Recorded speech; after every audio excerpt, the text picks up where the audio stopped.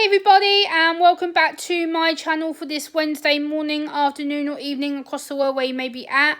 And today I've got a book review for you which is called The Strong Female Character, written by the autistic Scottish comedian Fern Brady, which is a female. I've got a little bit of information about her just to give you some facts. Her name is Fern Brady. She was born on the 26th of May 1986, which currently makes her 38 years of age.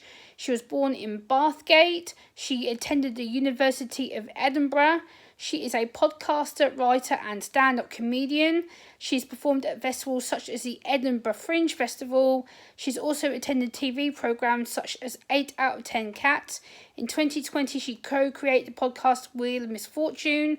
Fern was also diagnosed as being on the autism spectrum in 2021 as an adult. She graduated university with a Bachelor of Arts in English Language. Series 14, she was on Live the Apollo. She appeared on Series 3 of Frankie Boyle's New World Order, and it was also written for the Guardian newspaper. So that's just a little bit of background information. I will link her social media and her website down below in the video description box so that you guys can know more about her and read about her in your own time. But today I thought this was important to do an autistic review of a autistic Scottish comedian's book. I have literally just finished reading the book. I would highly recommend, not just for autistic women, but all autistic neurodiverse people to read this book. I will show you what it looks like in case you've not seen it, but you can buy it on social media and on all good bookstores and things in your area. This is what the book looks like here in the UK. She has also been the winner of the Neuro Book Awards of 2023. So I got this from my local bookstore called Waterstones. So that's what the book looks like if you haven't seen it. But I thought I would talk about my thoughts as a autistic woman. So point number one that I wrote down on my notes here, as you know, I always have my notes, my script to hand. Number one is the idea of her not being believed about being autistic is still a massive stereotype and stigma that unfortunately females like her and me experience. Still to this day, I'm told that I can't possibly be autistic because I function and I speak too well. Number two that I also relate to her was about not understanding what it is like being part of the conversation or being part of a conversation group. Again, this is something that I think all autistic people, especially neurodiverse people like ourselves, struggle with every day. I think it's just something that we tend to not understand or get included with. So again, we can either misread or misunderstand the topic or the agenda of the conversation. Number three, choosing when to open up about the diagnosis, or if we open up about the diagnosis, and who we trust to open up to. This is a major issue when it comes to autistic people or neurodiverse people, when it comes to disclosing. Disclosing is such a big thing because it's a very hard time in our lives when we're having to adjust to a new medical diagnosis, a new diagnosis that we don't know much about, or a diagnosis which then explains why we've always been different and why we've always behaved a certain way or acted a certain way or always had certain triggers and overstimulation or higher chronic anxiety. So again, I can understand her not wanting to open up to some people. It is a choice of trusting people and, you know, not being sure who to believe or share it with. Number four that I also relate to her about is friendships. Having friendships on the autism spectrum is absolutely crucial, but it is a very hard, and sadly a lot of autistic people do lose friends or have friends that end up stabbing them in the back, or have friends who they think they're friends and they end up being manipulated and intimidated and used by these people for their own selfish gains. So unfortunately, friendships is a traumatic area for a lot of us. I've learned over the years who I can and sadly can't trust. There has been a few people who I thought I could trust have stabbed me in the back. So I understand where Fern comes from in regards to the area of friendships, because it's something that all autistic or neurodivergent people will experience, unfortunately. It's a chronic problem on the autism spectrum. It's about trust and being open, and a lot of us are often too honest and too empathetic for our own good. So we do tend to get abused, used, lied to, manipulated, and told what to do. The next area she talked about, which I really want to highlight, was sensory behaviours and sensory sensitivities. Again, this is a big area for a lot of us on the autism spectrum.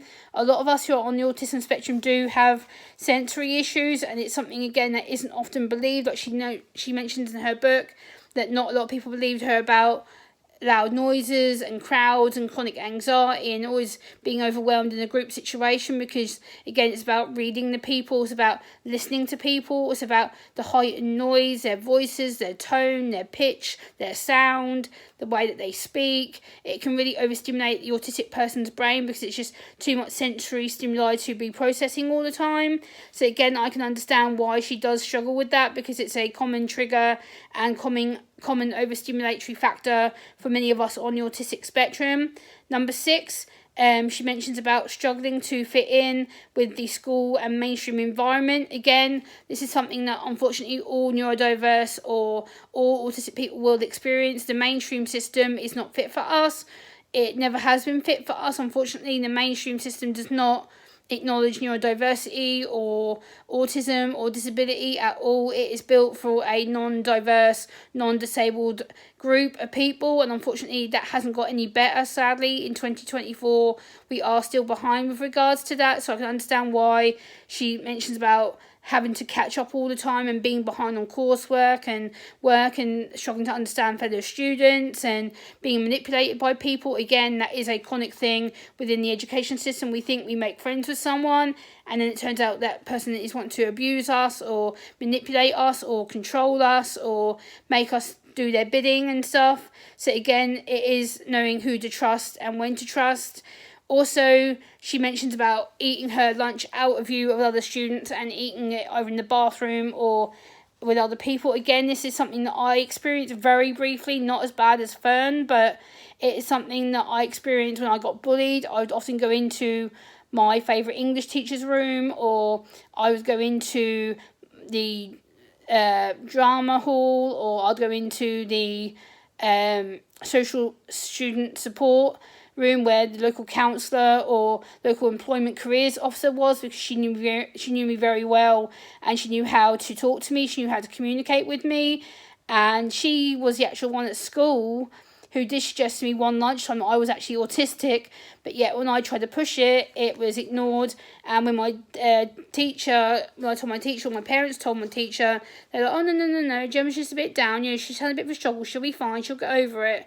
So again, I can understand why we struggle to fit in. It's a case of that we don't understand the mainstream rules of school, that we have to always be playing catch up because we're struggling to catch up, we're struggling to understand the agenda, the rules, the expectations of the mainstream environment for us as autistic and neurodivergent people. Then the next thing she mentions is about dealing with menstrual cycles, dealing with time of the month. For me, again, for many autistic females, that is going to be a chronic issue. For a lot of us who have menstrual pain and menstrual problems, it can cause a lot of heightened anxiety, a lot of pain, and pain for autistic people is different. For me, I'm very heightened to it. I have a very, very high sensitivity or low sensitivity to pain. Every single little bit of pain I feel, I get really triggered by it. I can't cope with pain, whether that's menstrual pain, sickness pain, headache pain, muscle pain, tension pain. I struggle like hell. I am very emotional about it, and I'm so glad she mentions about it in her book, because having menstrual pain is a really big issue for autistic neurodivergent females, going through all the stomach pain and feeling sick and dizzy, overwhelmed, overheated.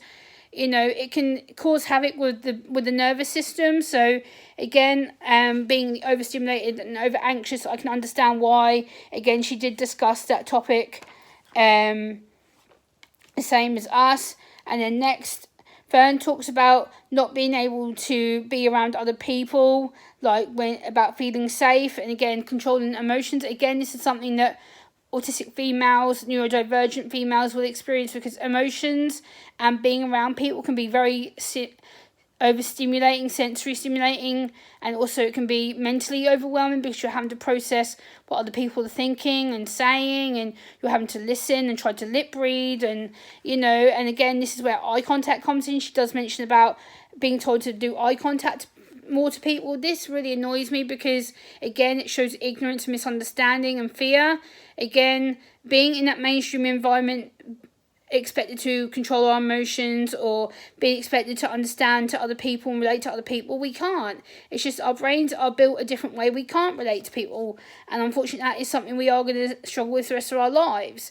And to be able to study in what they call the normal environment, unfortunately people like us who are neurodivergent or autistic, we need extra time that comes to studying. We need to be able to do it in our own time, our own space, our own processes, because our brain mentally can't keep up with the workload. We can't keep pressing on, and expected to do what we expect to do at school, because it's just not enough effort in our brains to do that. We are so tired and so overwhelmed and chronic anxiety day in, day out trying to function, that just the mainstream environment just does not appear to us. It's not functional for us.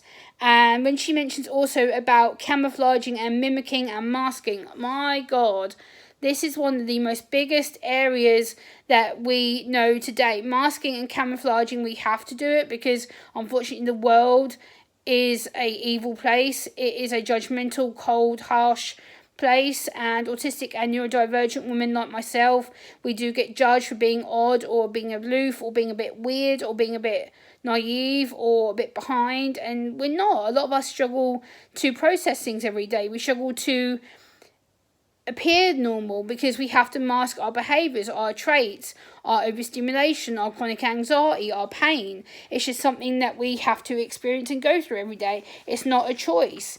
We don't have a choice in this issue, unfortunately. It's just something that we have to go to. And then the last thing that she mentions, which I relate to her about, was the struggle of being in a party situation or in a crowd situation where you're expected to join in and understand what's happening with body language. Again, this is something that is a misunderstood topic. Being in a crowd or a party situation, again, it's the anxiety, the chronic overstimulation, the auditory stimulation, feeling the odd one out, being judged, mocked, bullied, laughed at, stared at, made to feel like you have to conform, otherwise you're seen as this what's wrong with you, socially weird, anxious person. I'm really glad that Fern again did mention this in her book. It's a really detailed book of her experiences as being an autistic woman and neurodivergent woman. I think she's done really well to explain so many points in her book, her experiences, and I want to review it as an autistic woman. I really do recommend her book. Again, it is called The Strong Female Character. I think there is two different covers. There is the blue cover and then the red cover. The local bookshop to me only has this blue one. And it says on the front, Fern Brady is a woman. She's also autistic. She was born in Scotland with no presets for being a good woman. She's never hated her body or indulged in millennial shame. Bluntness was always misdiagnosed, first on medication, then into a psych unit. She now lives in London. And it's got some reviews from some celebrities on the front, which I won't read, but I will highly recommend this book. If you want to check it out, I will link it in the video description. But I hope you've enjoyed this video. Please like, comment, share, and subscribe. And I will see you next time. Bye!